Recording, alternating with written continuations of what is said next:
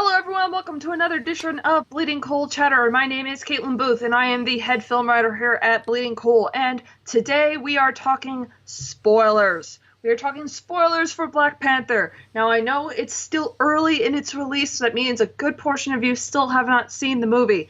Do not watch this video. Like, seriously, spoilers. We're spoiling all of it. We're going to spoil especially the last scene because I have a lot of feelings about the last scene. Like, skip this, come back, we'll see you another time. And I am joined by my other film writer, Bill. Hey, I'm Bill Waters. You catch me online at BillRW and the number 3. And yeah, spoilers. In the end, Snape killed Dumbledore. Don't forget it, guys. Yep. So I don't want to get angry messages from any of you going, oh, I can't believe you guys are posting spoilers. Don't want to hear it. We're fine. Everything's fine. Leave. We're good. Everything's lovely. Go see Black Panther. It's fantastic. We have a spoiler-free review that went up a couple of days ago, and I'm sure all of our reviews that Bill and I are going to write over the next couple of days at time of recording will be spoiler-free as well. So go read those. Don't watch this until you see the movie. This is your last chance. See the little button at the bottom with the stop or the pause buttons? Hit that. Otherwise, let's do it. You were talking last scene. We talking the last scene, the other last scene, or the final last scene? Okay, so the scene that made me almost cry was the scene where T'Challa takes Killmonger up to watch the sunset. And they're just sitting there, and he says, I bet we can save you. And he says, no, bury me at sea. My ancestors learned long ago to die rather than live in bondage, or something along that line. What the? Is she okay? Everything is fine. Everything is fine. Sorry. Sorry? It's okay. I told you this one would be We'll clip that out again. Pick it up with talking recycling cans. Hi, Bob. Hi. Here, Bob. Mom, I told you it would be a bad idea. Here, Bob. Here. Here, wave, say hi. Hello. Hi, I'm Kaitlyn. She's Kaitlyn. Hello, Kaitlyn. This is Bob. Hi. Hi, Bob. Off you go. Ow. Sorry, it's trash night. Okay. I pick it up from talking about that scene once he'd sat down. And he was saying. Okay. The scene I want to talk about is the scene where T'Challa takes Killmonger up to the top of the mountain to watch the sunset. And the two of them sit down and they're looking out, and T'Challa says, I think we can save you. And he says, no, bury me at sea. My ancestors learned long ago to die rather than be in bondage. Or something along that line. I don't remember the exact line. And I was just like, oh my god. That's, whoa, holy shit, what a line that was. Like, there were audible gasps around me when they said that line. And it was really choking me up. Like, it was one of the few times where I was watching a death of a villain and I was like, I kind of want him to survive because I really like this character and I want to see more of him, but at the same time, no, he's right. He's 100% right, and I don't blame him for not wanting to spend life in prison. It was just, holy crap, what a death scene. What a way for that character to go out. You know, and with him as well, what I appreciated about is so often we get the trope of, especially when it's a character that's kind of turned at some point and gone to the dark side, at the end they'll see the error of their ways and yada yada yada, and they'll repent as they're going down. This one's like, no, screw you, hippie. I'm, even, actually, you mentioned being in prison for the rest of life. I took it as, even if he were to be pardoned, he would still feel that living under the way that Wakanda is to be a slave in his mind and how he sees things, because they're again trapped behind that wall. And I thought that was really strong. He held to his line. He went down with what he believed in. Yeah, absolutely. And it was just, the way they approach him is just fascinating. Like, I don't know if that character is canonically T'Challa's cousin, but I didn't see that coming at all. I had no idea any of that shit was happening at all. So when they revealed that, T'Chaka had killed his brother and that one of the kids in the opening scene was him, was Eric, I was like, oh my god. I was like, this is getting pretty dark. But, Marvel movies tend to do that sometimes. They'll go a little dark.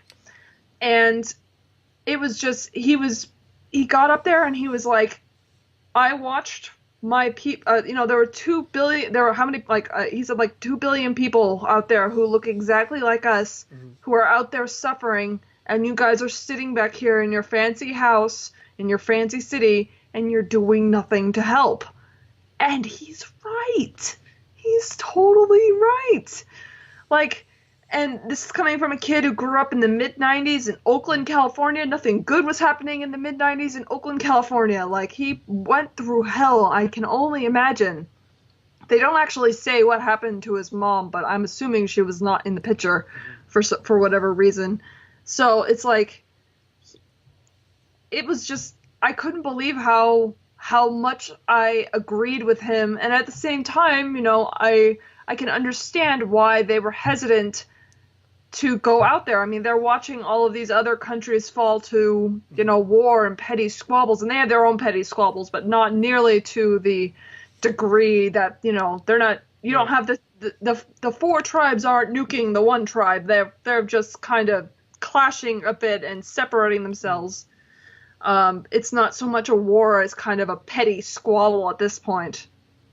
And I also don't blame them for seeing that the vibranium could be very, very dangerous in the hands of people like Claw, for example, or, governments that might not take care of it the right way or use it the right way. Like, both of them have a point.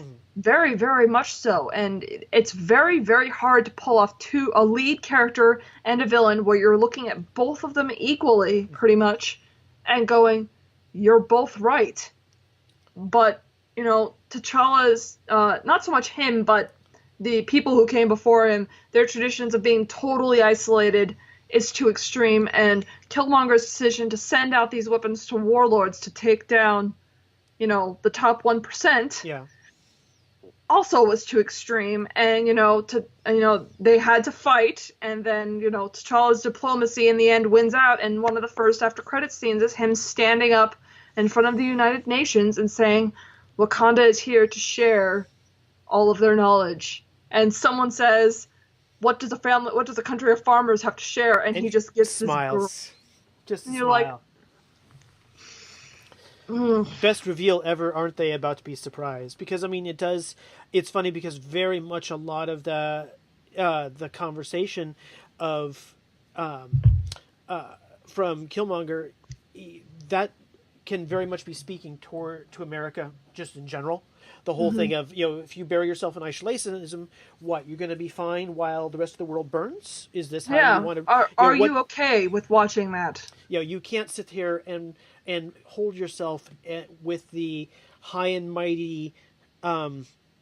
you can't come from a place of moral superiority when you're just hiding.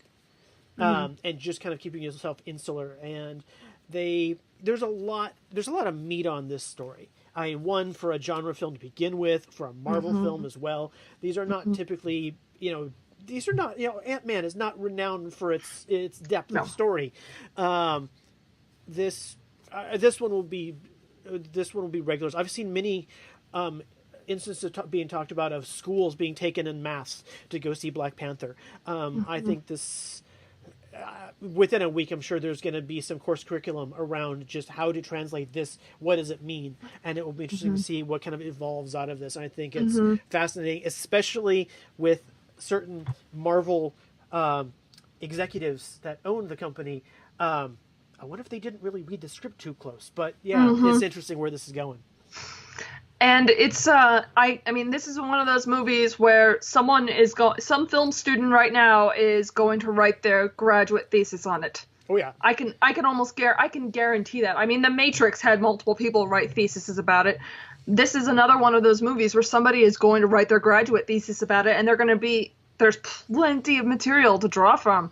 I mean, like I said in our spoiler-free review, the costume designs and how, Wakanda is kind of this, at least going by what I learned beforehand, there are little bits of various different African cultures drawn in. Like, it's kind of I don't want to say a mix, but it's like, it takes bits and pieces from, Nigeria and Kenya and all these amazing cultures that don't get enough credit from Western people. just the astounding amount of stuff that they do. And I just, like I said, there were moments in this movie where I was just like, I'm surprised. I'm not surprised, but I am surprised that they went there. And I appreciated it that it went there. I like the fact that this movie challenges the audience to go, okay, who is in the right? Like normally it's much more black and white. And this time it felt so much grayer than it normally does. And that's hard for a lot of people to get their heads around. And I like the fact that Ryan Coogler and, and Joe Robert Cole and everybody behind this movie was like, we have faith enough in our audience that they're going to be able to distinguish between these two characters. And maybe, I'm sure people are going to have debates in the same way that people have debates about whether or not Loki was right, in the same way, right. like all that stuff, unless we're talking about like over-the-top ridiculous evil online with like the Red Skull. Right. There's always a bit of, moral ambiguity to villains, and, that's how we make them relatable, unless you just go completely over the top. And this is one of the ones where you're going to have the most discussions. Somebody's going to write a really long article that's going to get published on Monday, and it's going to be, was Eric Killmonger right? Right. And, what's funny is you can write all the way around it, and it's kind of like he was right. It was probably more an extensive question of his manner of execution. Yeah, exactly. Was the question, not necessarily anything else. And, to be honest, thinking back to the Civil War, what? Seeing was it Okoye and Black Widow get into it would be an amazing fight. However, I think Widow would end up getting the ground mopped with her. I think she would lose that fight. But I just want to see the guards and the Amazons side together and just tear the crap out of anything. They're brilliant. Go rip up the patriarchy for us, please. Damn, it would be Amazons and the Dora Milaje. I want to go see them rip up the patriarchy and kick it to the ground and say, "Fuck you, patriarchy, no more." Even so in this movie we have token white guy. Token white guy, the white guy of all time, Martin Freeman. And just you get a Hobbit brought in, and I loved Lupita's her comment. Was it when she comes in? It's like, "Oh, you brought me another broken white boy." That was Shuri. That was Shuri who said you brought me another broken white boy. I was like, "Oh, she's talking about Bucky." It's like, you just keep bringing me more broken ones. What are they all broken out there? And they come in, they fix them, and he does help. In the end, but it's not like he saves the day. He does part. He does a part. It's not like the Great White Man shows up to save. That's God no. He's there. He's mostly there as like, this is the person that everyone needs to explain everything to. So I guess he's kind of an audience stand-in a bit. He is. It's in a number of ways. He kind of is and acts as kind of the foil, and kind of reflects off of how. It's a bit of a reminder how U.S. and the regular Western countries look at this in a very different light. As soon as he mentions, like, wait, you have more vibranium? Everything else is going on. He's got a big bad guy. He's like, oh, wait, you have vibranium? And it's like, gimme. And, right where he's going for. But he ends up, kind of teaming up and, That, I thought he was going to end up being a bad guy. I really did. I thought he was going to, like, especially when they revealed that Killmonger was CIA. Yeah. I was like, he's going to be a bad guy. And then the movie kept going. And then I thought he was going to die. I thought 100% he was. I thought he was going to die in the lab. I thought he was going to, and I'm kind of half wondering, his character isn't really needed again after that point. I would not have been shocked if they had done that as a variation of that scene, and just kind of going, which one will the audiences react to best? And you can't kill hobbits, so I guess he. He was. I really enjoyed him more than I thought I would. What I will say is I really enjoyed Andy Serkis. I said this in our spoiler-free review, but that man was going for broke. Like, over the top, absolutely ridiculous, and I loved it. It's so fun to watch a movie and to feel the actor's joy. Like, to be able to feel how much fun they're having, like, that's that's so much fun to watch. It makes it fun for you to watch, and it maybe kind of like made Claw less threatening, but he never really felt that threatening to begin with. Yeah. He was never really the big bad. Spoiler alert, but you should already know this, but he dies like halfway through this movie. He is the catalyst for a lot of stuff happening. Yeah, he brings the corpse of Claw back to Wakanda and puts him in front of is his name M'Baki? Is that his name? Yeah. Daniel No, that's the other guy. Oh. Daniel Kaluuya's character. I can't remember his name. Wakabi. Wakabi, thank you. Wakabi. I was kind of close.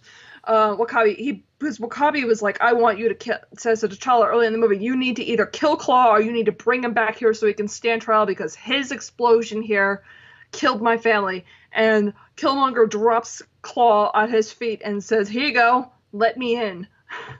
Yeah. And that sets off a whole bunch of stuff. Yeah, which is interesting. He broke him out expressly to pull this stunt off to kill him and bring him in. It's an interesting thing, though. Does make 2 in a row, I think, Marvel movies where you set up one bad guy as a terrorist that starts to motivate things. Because wasn't it at the beginning of Civil War with the fight where they end up blowing up that building? They're fighting the one terrorist guy that's trying to Crossbones. Yeah, him. Crossbones dies even faster, though. Yeah, but the same kind of a spirit is like you've got this one kind of agent that's being manipulated by others to help drive the rest of your plot through. Somewhere along the way, the one thing that kind of hit me on this film was I didn't get a lot. It was a really good bad guy, but I didn't feel necessarily the same level of threat or real dread that something bad could really happen. Maybe that's because of having seen the Infinity War trailers and just kind of going, they're all going to come through all right. See, but that's just one thing for me. I was worried about Nakia, and I was very worried for Shuri. I didn't think they would kill Shuri because I was like, she's technically a kid. That's kind of fucked up. I don't think Marvel would do that. I thought they might go with the dead love interest thing, which really would have pissed me off. I was sitting there, and I'm like, I'm waiting for it. I don't want them to go there, but are they going to go there? Please don't go there. There was a shockingly little amount of bloodshed in this. Yeah. Like a couple of the Dora Milaje died.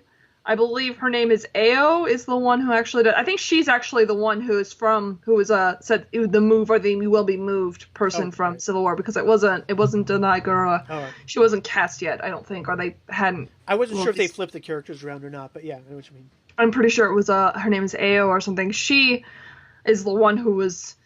She had her throat slit. That was pretty brutal. Yeah. I was like, they didn't show anything, but they still 100% slit her throat. But like, as far as like hero deaths, there weren't like a huge amount. Like, there was some carnage in that battle, but I'm not sure how many people actually died. But as far as like main cast members, the 2 villains, and that's about it. Yeah. Which is. I mean, like, Marvel has, a problem with killing people off, but I out of all of the characters, I was the most worried for Nakia. I really, really was. I thought they might try to kill her. And that made me very, very nervous. Yeah. It's, it rolled pretty well, and then you hit the final battles happening inside of the mountain that's got all the vibranium reserves, and, it's definitely... Again, I don't know the backstory that much as far as out of the comics, so I don't know what all uses vibranium has. I thought it was just the metal. I didn't know it was a complete analog for anything you particularly need. Make superheroes. I mean, if you want super soldiers, you just need to. Oh no, if Bucky ate one of those, that would be interesting. Or ate a handful. Which actually does spoiler into there are 2. I just remembered another death. I forgot that Zuri dies. Oh, right. I forgot that. We also have at the very beginning. Yeah. I don't know his name. The uncle. Technically, T'Challa's uncle, T'Chaka's brother, is just straight up murdered right there. There's really no moral ambiguity about that one. Like, the movie starts off and it's pretty blatant that was just like Like, granted, he was saving a life, but did you really have to kill him? He Yeah. was just pulling a gun on him. Couldn't you have? You're the Black Panther. Could you not incapacitate him?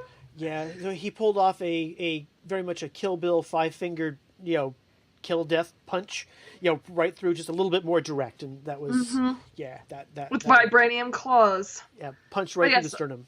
but yeah, there are two after credit scenes. There's the one where T'Challa gives a speech that I need, like, on word for word right now, talking about treating everybody equally and, helping each other. And, I don't know if it's in that speech or if it's later on, early on, but it's the only fools build walls while, like, somebody else builds bridges or something along that line, which was, again, a very obvious dig at building walls.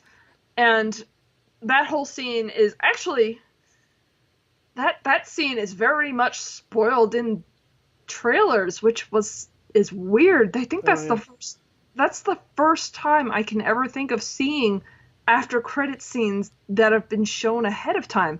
I'm thinking that might not have been the initial. I don't know. That's really weird.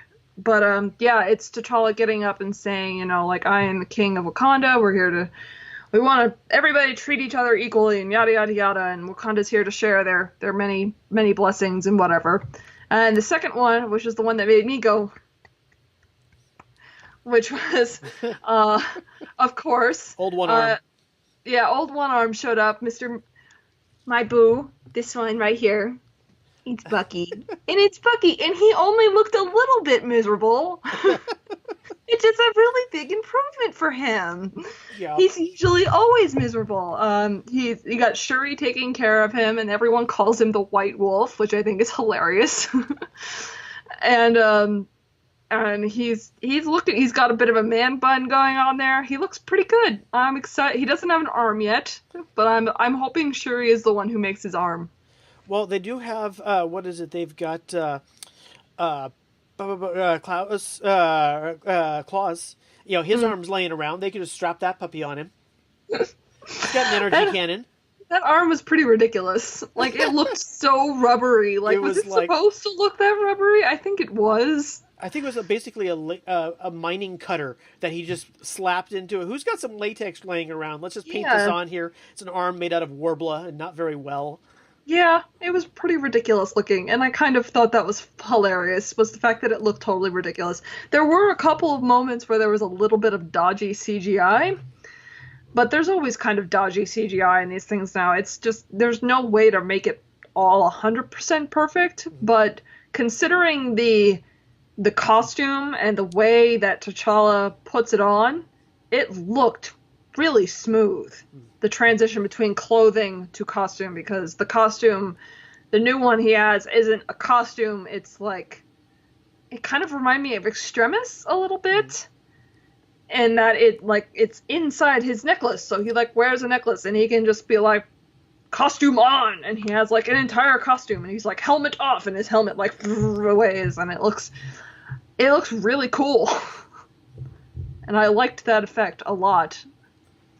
Yeah, it was. I like him sizing up the various sorts of collars and stuff. Which one did he want? This one or this one? That one's too gaudy, and he just has the nice and simple one. And again, it serves the purpose. And I love the, just the dynamic between the characters. And more thinking about it, it was a really good movie, and people will be happy. It was interesting. There's really no random character drop-ins where maybe they felt it would have pulled focus away from the story too much. So they kept away most of the regular Marvel cast. They lingered a bit on the Stan Lee cameo for like a couple seconds too long. Yeah. Like, he showed up and he was like, I'm going to take this and this and this, because he's at a gambling table. He's like, I'm going to hold on to these. And I was like, okay, that could have been cut by a couple of seconds, because now you're feeling a bit gratuitous. But that wait. A Stan Lee cameo gratuitous. The hell you say? What can I say? When Stan Lee shows up in a DC film, that will be the that's day. gratuitous. I mean, aside from him and Everett Ross, that was really the only, like real callbacks. There were a couple of flashbacks, like to the moment where T'Chaka dies in Civil War, but that's about it. Like, they didn't reference anybody, like, that aside from, like, you brought me another broken white boy, like, and how many people are actually going to get that? Right, and the few scenes around the explosions from Civil War, you really only see him and his father, and that's it. You don't see many of the other characters. I'm trying to think. There's usually, speaking of gratuitous, there's usually random newspaper clippings stuck on walls in various Marvel rooms just to kind of remind you that you're part of that universe. And there was no references to Thor or, gods with hammers and stuff. This is just a straight up, this is very much just a Black Panther story, which was kind of nice. It kept him, kept him front and center and didn't let anybody else pull focus. Yeah, and that's important because, like we said, this movie is very, very important. And like I said, when same thing with Wonder Woman, all of the minor, nitpicks don't ultimately matter for, what this movie is going to mean for certain people. And, I'm not going to come too hard on it too much to try and detriment that joy for anybody. I don't want to do that. I want people to feel what I felt during Wonder Woman. It was a great moment, and knowing me, I'll probably cry throughout all of Captain Marvel too, because, similar thing. So, I can't imagine what it will be like for African American people to see this movie and know that not only is it a movie with them, but it is a movie told through, a black writer with a black director. This is their movie being told from their point of view. And I feel like this movie and Wonder Woman also are going to really emphasize the point that you need to have genuine connection to a story to tell it. Like, could a white director have made Black Panther? Yeah, of course, like, obviously. But it wouldn't have felt as genuine as this one does. And, you wouldn't have been able to get the feeling of Diana with no male gaze on her if Patty Jenkins hadn't directed Wonder Woman. And we even saw that just between the time of Wonder Woman being released and Justice League being released. There was a stark difference between how that character was just photographed and shot that showed the difference between the male and the female gaze. And now we're kind of looking at the gaze of the older white guy compared to the gaze of a black man. And that's going to be so valuable to people that it's the same way that only a black director could have told the story of Get Out. Right. That kind of stuff is so important. And like you said, it's could somebody else, could a female have directed this one, etc., kind of thing. Yeah, totally. But there's almost something. It's like the nuances of it. It's the flavor of it. It's the character of it. It's just like a lot of times you could say, director. He's already got a cinematographer. He's got set designers. He's got a script writer. What does he do? They kind of craft the edges and they tune it, and that's really what they bring to it. And I think that this was an appropriate use of folks to do it, and it shows that, they can make bitchin' stuff just like everybody else. Well, except for DC, because they never make bitchin' stuff, so whatever. Womp womp womp. I know. I'm picking on burn victims. Sorry, my bad. It's all right. They deserve it at this point. Make better movies. Then we won't have to make so many jokes. Does Marvel have to keep giving them examples as how to do it? Jeez. Seriously. So, this is yet another hit. Where are they going to stumble? They have to eventually. Well, they kind of have before, because, remember, Age of Ultron was not... I defend Age of Ultron by saying it has the exact same issues as Avengers, but it doesn't have the whole gimmick of seeing the team together for the first time. Yeah. Yeah. It has pretty much the exact same story problems. It doesn't have the whole... the Avengers are uniting for the first time. And that's really, the only difference between the two movies. And it's a big difference, and it's an apparent difference, but it's... I think Age of Ultron gets more shit than it deserves. Well, I get... no, Age of Ultron deserves a lot of shit. But what it also does is... both DC and Marvel at this point is completely if one more of their films resides on the crutch of, oh, remember from the first movie or two, the alien technology that got dropped on Earth? Somebody's going to find it and become a bad guy for it. Stop with that trite, because the last thing I need is another one of those. Because both of the franchises have now leaned on that for multiple films. That, whether it be Lex Luthor gets a hold of Zod, or whether you've got... what's his name in Spider-Man Homecoming has gotten a hold of some of their stuff. Everybody's television series are half based around this crap. It's just move on, find a new trope. It's too easy. Marvel's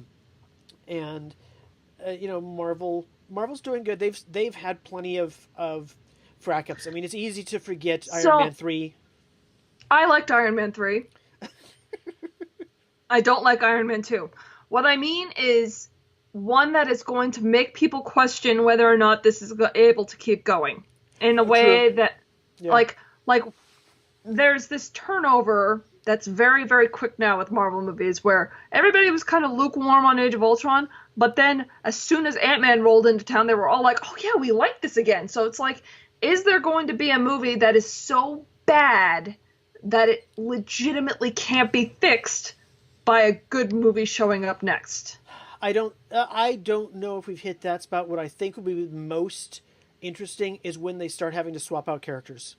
Mm-hmm. Because you're looking forward to post Avengers 4 then. When Downey Jr. swaps out, it's simply going to be the question of, okay, do we do a reboot? Do we make a new Iron Man? Just do the comic era of throw somebody else into the suit. How's that going to be taken? I think when people start, because so many people are hooked on. The Chris's, the various characters in those roles. When those start to swap out, if that happens and that film isn't good, then that may jar them hard enough. Mm-hmm. All right. We'll just have to see. I mean, we can assume at this point that they have a plan for post Avengers 4. They know what they're doing. Yeah, and let's face it. Avengers, the Marvel Universe is huge. If they wanted to not do another Iron Man movie or another Captain America movie, Captain America is a little different because Captain America has been canonically multiple characters, and those characters have already been introduced. So I think you might be able to get away with Cap more than anything. Mm-hmm. I think they could get away with not doing another Iron Man for a long time, and then having to do a line-wide reboot. And starting from stage one with a new person, with a generation that grew up on these movies, old enough to compartmentalize and realize that these aren't our comic book characters. Comic book characters don't age. These people are people. They age. They grow out of this. They don't want to do this stuff anymore. Like, these movies must be a lot of work and a lot of time spent, and the cast of Infinity War and Avengers 4 spent almost a full year shooting those two movies back to back. That's an insane amount of commitment to put in, and I don't blame some of them for not wanting to do it anymore. I wouldn't want to be Chris Hemsworth and not be able to ever eat ice cream again, and if you dropped a single ab from your stomach, somebody's going to lose their goddamn mind. Right. I wouldn't want to do that. I don't blame some of them for, being like, yeah, I'm kind of over it. I'm kind of done. I'm wanting to move on. Well, you get regular, even TV series stars that after usually 4 to 7 years, they're kind of like, all right, my career needs to move on. And that's when they start to fish. And they've been doing this now for, 15 years? Mm-hmm. However long it's been since, the first Iron Man movie. And it's... 10. 10. It's 10 years this year. It'll be 11 years by the time... It'll be just about 11 years when Avengers 4 drops. They've done something amazing. But as Disney has now learned, they can crank out trilogies and TV series forever. So I think partially they are training contemporary generations of moviegoers and television viewers that it will be rebooted. It's okay. Life will go on, and that will probably end up becoming more of a thing in the future. Because so you think kids, let's say 12 and younger, are going to be much more open to the idea of a reboot than say people in their 30s and older. Right. If you think about it, it's like it took however many decades for Ghostbusters to be redone. Everyone lost their minds. And for the same token, actually, even when it came to some of the other series, they've been reboot after 20 years. Now they're doing them restarting movies after 5 years, and we've had 3 Spider-Men since 2002. And no one's really bitching as much anymore about a new Spider-Man. It's more like, just give us a good film. We don't really care as much now about the actors we used to. Yeah. It's just give us a good film and we'll let you have whomever in the role. I mean, it's gotten right down to the point of, I still remember having written the article about the last Resident Evil movie hitting DVD, and 7 days later they announced we're redoing the entire franchise. We're rebooting 7 films, same company, same everything. They're just getting a new cast and they're doing it again immediately. And I think that's really new, but I think, to your point, I think that people are going to become either more inured to it, or studios are at least convincing themselves that they are. Mm-hmm. I mean, it could backfire. Who knows? Yeah, it totally could. I mean, one of these days, people will have to figure out that you can't keep rehashing the same 200 stories. You've got to find something new in the hamper. And that's on Marvel Comics. Yeah. Like Marvel Comics has been repeating itself for the better part of 3 decades, and anybody who says otherwise is lying to themselves. Yeah, them and really so many, whether it be gaming, where games simply repeat, it's John Madden 2023, same shit, different year, new skins. Whether it's comics where it's new 52 and then it's back to the old 52 but different. And Marvel, same way. It's just recycling things. They try to change up the things. Readership doesn't engage, so they go back to the old way once again. And it's just as much cowardice on the sense of publishers, because it's wonderful whenever a studio tries something like Valerian in the City of a Thousand Planets. That's wonderful, and it's unfortunate when they end up either not being as good as they might have or not being received by the audience, because those are our chances for studios that stick their foot out and kind of going, let's try and do this. And if it doesn't go well, then now they're not going to try for another decade, and we're stuck with things like Beverly Hillbillies reunions and stuff like that, and other things that nobody has asked for. So, the fact that I just wrote an article about the fact that they're thinking of making a Call of Duty cinematic universe, and they're looking at the director of Sicario 2.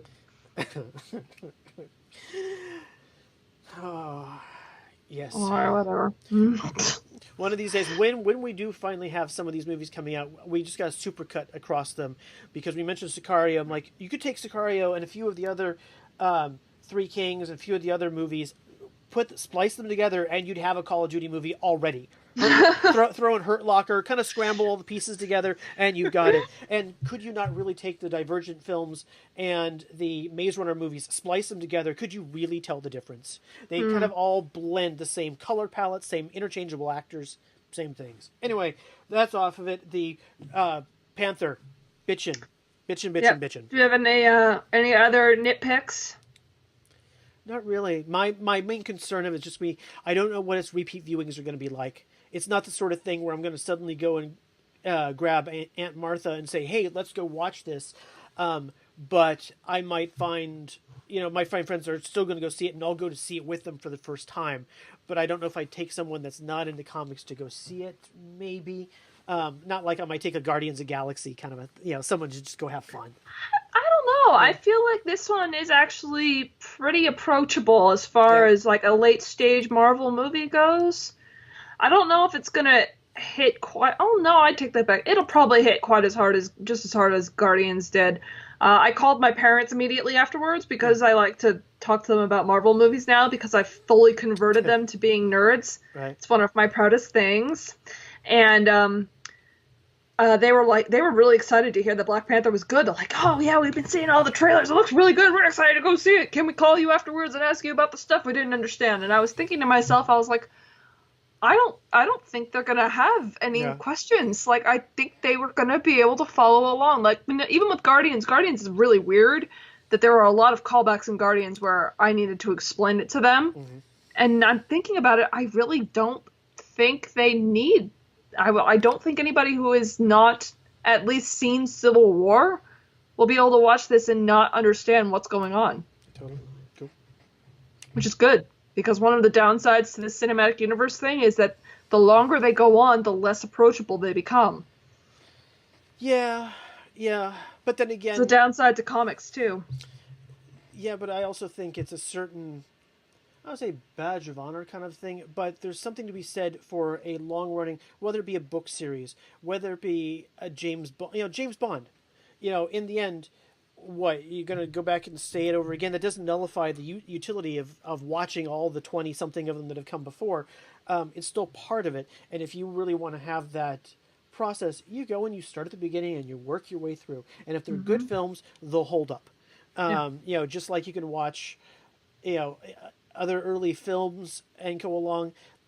I've always hated the whole restarting comics at issue 0, just so that people seem as more approachable. The whole point is it has a rich history. That's what people are getting into it for. The new one, if you get rid of all that, it never happened. You just again, it goes back to cowardice. If you have a good story and you pick up in the middle of it and going, this is really interesting, I want to find out more, especially today, it's a lot easier to make a subscription, and now I can go back and on my digital reader and tablet, I can read from issue 1 all the way up to now. That's something you've never had before, and it's brilliant, and it's easy for impulse buy, but they would rather restart, it's issue 0, you don't need any of that other. Great, that means I don't have to give them my money. Okay, fine, what ifs. Well, that's getting into a whole different discussion about comics and the comic industry right now. We can talk to the comic guys about that tomorrow when we have that one. Tomorrow at time of recording. Yes. Not at time of posting. We have some time dilation going on here because we decided to record both of our shows for Black Panther back to back because it was just a lot easier to do it that way. Yeah! Yes. By the time this posts, I will have seen it a second time because I'm going to see it Thursday night. So I will jump in the comments and say, hey, by the way, this does hold up on repeat viewings, or no, it doesn't. Aces. All right, I think we covered... I'm trying to think if there was anything that we missed. I don't think there was. Like we said, there were 2 after-credit scenes. Stay through both of them, but you've seen a Marvel movie, you know that by now. And you have another Disney film with someone kind of passing away, looking into the sunset on a cliff. Yes. Yeah. Maybe it's a new thing for them. But it is a very good scene, and I really appreciate it. It is, and it's very, beautiful. very good scene. It is. Yeah. Go ahead and plug your crap, Bill. Where can people find you? You guys can find me writing things on or about, generally on television and film subjects on Bleeding Cool. You can find me on Twitter at BillRW and the number 3. And you can find me at Bleeding Cool writing about film and sometimes TV when the TV people are not around. And... and you can find me on Twitter at Katie's Movies. I'm not sure what's going on with our comment sections. We don't know when they're going to be back or what's going on with them. Sorry. You can email us or tweet at us if you would like to send us messages. I would prefer nice ones.